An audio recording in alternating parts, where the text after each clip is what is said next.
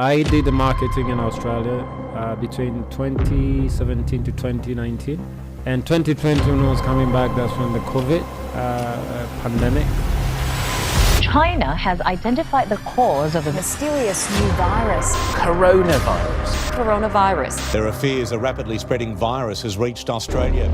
I'm from there. That's my country. I have something which they don't have. Guys, they're paying a lot of money. A lot of money. Fikiria kama mgeni analipa dola 14,000. Please welcome Ima Malaba, the Managing Director of EJ Kilimanjaro. Ima Malaba is the professional tour guide, a certified wilderness responder, and the inventor of the lodge. If you're good, now on top of it, your future is also about traveling. Because I'll be the same person is going to offer you to go to their country. They can invite you. So now let me start my own shop. Let me create my own thing. Let me build my own baby. Like right now for Australia, it's I guess it's $4,000. $4,000, that's like nearly 9 million. You know why I'm coming back? It's because you've told me I'm gonna watch the migration. I want to see them crossing. I'm like, yes, you will. For a reason to come here, referring to Lion King. Something which you can't find it anywhere else. There is a reason why someone would think of, I have to visit Tanzania and not somewhere else, because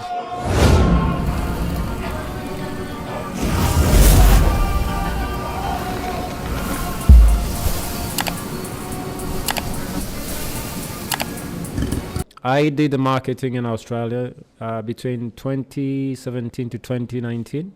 And 2020 when I was coming back, that's when the COVID pandemic. I did the marketing in Australia between 2017 to 2019. And 2020 when I was coming back, that's when the COVID pandemic. So they had to postpone. Luckily, they didn't cancel. 2023, 3 years later, they're here. I remember doing a presentation. Some of them were return customers, not to me, to the country. They say, the way you telling us, it's so promising. You know why I'm coming back? It's because you've told me I'm going to watch the migration. I want to see them crossing. I'm like, yes, you will. So thank God I picked the dates which the migration was happening. So yeah, by the time when I left college and to go find work, I knew what I was after, which is something that you need to know. Not only about college, you need to know about your life, what you're after and how you're going to get it. Along the way, you're going to need to know and to understand each and everything that you're tugging along with. So when I got sacked, it was really hard because I was a person who was 24/7, to be honest. I remember working for nearly 8 months without a break. And we had a bit of a pep talk with my boss. He asked me, you need to have a break. And I left the same day for Nairobi around 12. And I took extra days. And he called me while I was on my way back. He said, do you want this job or what? I'm like, can you repeat that question again? Why? Because it was just there. I've been working for the past 8 months without a break. So don't ask me if I want this job or what. But it was the beginning of, I think, tearing apart what was imminent, like what was going to happen. But the other thing which I came across with leaving the company was, can you be less professional? I came to college and I talked to Mr. Izoba and he said, this is my very first time to hear someone being told. And I was like, so what should we do? And he said, I don't even know. I don't have an idea. I just told you, you're a professional. What I came to find out later was, it was time for you to go. It means you already have the experience. The funny thing is, what I studied is nearly maybe a quarter I've used on a tourism industry. A third quarter of it I haven't even used it. But how are you going to use it? Companies do have policies. So I thought of it, I shouldn't make it hard for them. Either I shouldn't be wasting time for myself. It's a time to move on. Just come out and do it on your own. It would take us to your first big paycheck. Oh, okay. There is money, yes. But you need to know the ways of how to get that money. Is there ever happened something that was a near-death experience or something that was so crucial paka mtu akabidi ashuke? Na nimeshaoji watu wa mlima wanasema kwamba mapota asubuhi wakiamka wanakunywa chai. Tunasema chai na mluzi. Yeah. Some companies, they just give them tea, nothing, no bread, no nothing. You are supposed to carry your own stuff na vitu kama hivi. So the clients were having a reason, not that an intended reason to come over. They want to watch the migration. I showed them the clips, but they wanted to witness. And when we got to north of Serengeti, you just needed to be patient. You could wait for about an hour and a half or a couple hours. You leave camp for good, like, okay, we're going to come back in the evening. And they get to see. They cross. That's what they needed to see. And they get excited. The documentaries, they show how the migration cross. That tingles their minds. They're like, why don't I want to see that? Is that true? Is that real? Exactly. Is that real? They say, how many? A million? Oh, really? That's on my bucket list. Let me do it. Because that it looks fake. It's like it's orchestrated. It's so perfect that you're like, God created this beautiful circle. Like they're going in, they're going out, they're coming back. It's a beautiful circle of life. Yeah. Now you hinted a little bit about going to Australia and all that. We'll go to that later. Tumeongelea ulikuwa Thomson, ulikuwa wapi, all these companies umefanya nao kazi. Kitu gani kilifika ukasema now let me start my own shop. Let me create my own thing. Let me build my own baby. Ilifikaje hiyo level ukasema okay, let me do EJ. Kuna watu yani hatutatokea tu kuajiliwa. It's impossible. Huwezi kuniajili. Itakuwa ni ngumu. Yani ni ngumu. Kwa nini? Kwa sababu binafsi I'm very stubborn. Huwezi kunimiliki. Kama manager you can't. Kwa sababu nitakuzidi tu akili kwa namna zozote. I know. It's not I'm snobbish, I'm good. Sawa. The best of EJ Kilimanjaro, like when did that light hit, like okay, now let me build this thing? So ideally it started in 2007 when I made a decision I'm taking guiding. That's when that's when the seed was planted. Yeah. 2016 that was EJ Kilimanjaro now, the company. Na I remember nilienda kulipia Tala. That was $2,000. Tears, man. Tears. They were down like, God, I did it. Tala $2,000. And this is a company. Like right now, for Australia, it's I guess it's $4,000. $4,000, that's like nearly 9 million? That's a go and return. That's a go and return. How can you think of yourself you're cheap? It's a mentality. Sasa kwa whatever I've acquired traveling is opportunities that are here. I'm from there. That's my country. I have something which they don't have. Ogopa hii kitu. Mtu analipa pesa nyingi. Guys, they're paying a lot of money. A lot of money. Now he has your money. Your money, it means your future. If you're good, now on top of it, your future is also about traveling. Because the same person is going to offer you to go. Asema, mimi nimekuja kwenu. Kama ame afford kuja kwetu, amelipa. Then he can afford to take you to their country. They can invite you. you need to be good. You need to be good as a guide. You need to be good upstairs as well, because you need to see your future. Your future, you have it with you. Okay, now let's move to something else. Let's talk about money management, finance, literacy of finances. How did you get it, and how do you want to use it? Kwa hiyo una choose on how you want to use it. How to use it is how to utilize the money, kwa sababu the money is a term of exchange. Budget ni plan on how you need to use the money. If you get 10 million right now, still there is a budget. How do you want to go about the 10 million? Different from going with the impression of I want to impress. I won't even talk about that. Is, yes, I have 10 million. I have managed to have 10 million. That's the thing.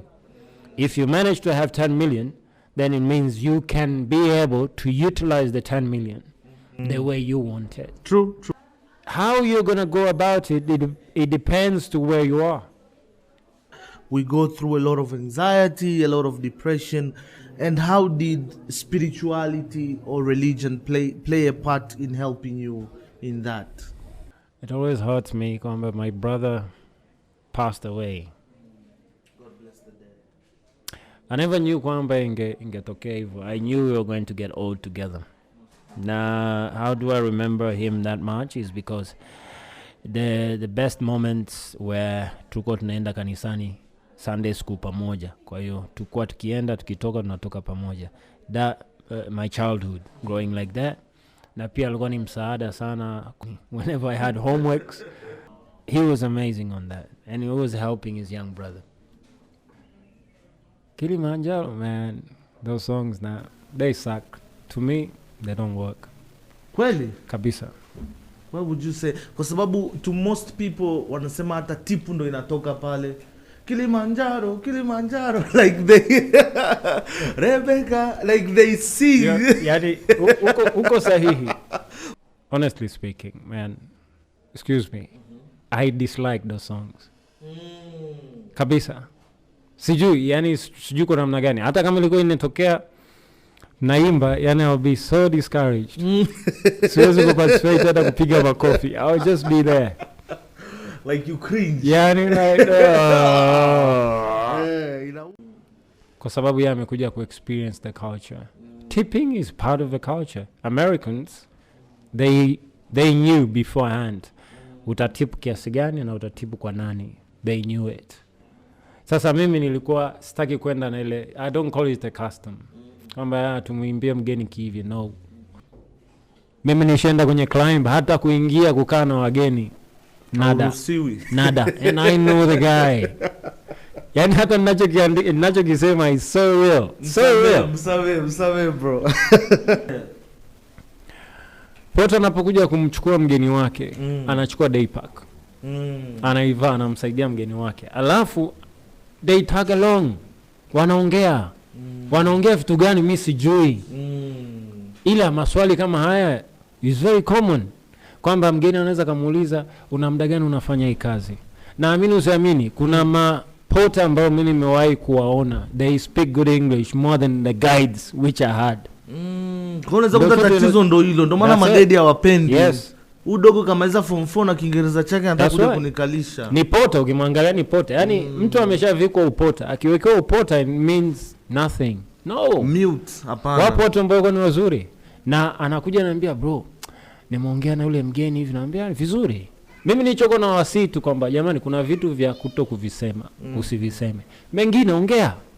Mgeni akikuuliza una familia, utamjibuje? Nayo. Na watoto wawili. Mmoja na miaka 4, mmoja na miaka 6, wanasoma. Mgeni anaweza kukuuliza unahitaji msaada. Utasemaje? Ndio. Amesema unahitaji msaada kutokana na information ilo share. That's it. So kwa nini uonekane kama unaiba wageni wa kampuni? kuna vitu ambavyo nime experience siwezi nikasema they were necessary. They are not even experience. Excuse my language. They're full of bullshit and mediocrity. True. That's it. True. And a lot of things in the industry are like that. Okay, now let's go to a bit of a controversial question. Yeah. Which I know which one you favor, but if you could give merit to both, safaris or hiking, Kilimanjaro or Serengeti, like where is Ima most comfortable, and experiencing both, what do you think is the best experience, or how are they different? Mi ni kote, iwe ni mjini, iwe ni porini, iwe ni mlimani. Sijui ni kitu gani ambacho hakiwezi kuongeleka. Vitu ambavyo vinakuwa ndani yako ambavyo umevigather muda wote ndo ambavyo vinakupronounce what sort of a guide you can be. Na kote kuna experience kubwa. Tofauti inaweza ikawa tu how the logistics works, the operational point of view. Porini management yake iko tofauti, lakini bado inakuleta karibu kabisa na mgeni. Experience ya wanyama, it's amazing, which is very amazing kwa sababu something unfolds and that's when you speak of. Mlimani inawezekana vitu vikawa ni the same, mgeni kwake haitakuwa the same. Umemguide huyu A, ukija kumguide B, ukimwambia kitu kile kile hata jua kama A uliwahi kumwambia hivyo, au anaweza kaassume kwamba uliwahi kumwambia lakini yeye hajawahi kukisikia. Kwa hiyo I would go like, man, hamna kitu cha kuacha man. Mimi guide wa kila kitu. Okay. Haya, sasa hii hapa ni kwa sababu ya wageni wanaokuja. Let's do this in English. Why should a client choose Tanzania as their destination? Like, we have this question and it's recurring, and I would love every guide to give their own opinion, because I feel like guides are the ones who are supposed to be ambassadors, sharing about the country outside and making sure that we have a lot of clients, because you guys are with them from day 1 to day 0. You know everything. So for a client watching this or a tourist watching this, why should they choose Tanzania and not any other country? Why Tanzania? We're good people. The humbleness that we hold, it's within our hearts and how we live. It defines who we are. In that sense, it's good that you said we're the ambassadors. Nearly everyone is an ambassador. When you have clients, and even when you do a city walk, you can see how people are excited about the Westerners that you're guiding, or you're taking them around the city just to see what sort of a life they're ongoing and all that. The country itself has what invites people to come here. For the example, people and what is here. The culture, having a lot of tribes, and still we coexist together. It doesn't differentiate. Only the features will tell. Some of the clients will tell, like, is that a Maasai? That could... the Maasais are the ones who are dominating most of the Westerners to be interested for the culture. Because they are the ones who are mostly publicized. It is. Yeah. Now, for a reason to come here, because Serengeti is nowhere else you can find, having the majestic of itself, the size, what you can find there. Referring to Lion King, it's all about what can be found in this country. Something which you can't find it anywhere else. There is a reason why someone would think of, I have to visit Tanzania and not somewhere else, because anything that you mention in a quantity, it can be found here. And it's different. it does identify itself to be different. If you talk about Serengeti, then you know it's a migration. Think of the caribou migration. I think they're going to Alaska, in Canada, something like that. The migration takes longer from the south and the north of Serengeti, that's Ngorongoro, migrating to the north of the Serengeti to Masai Mara, crossing the river Mara already. It does identify itself.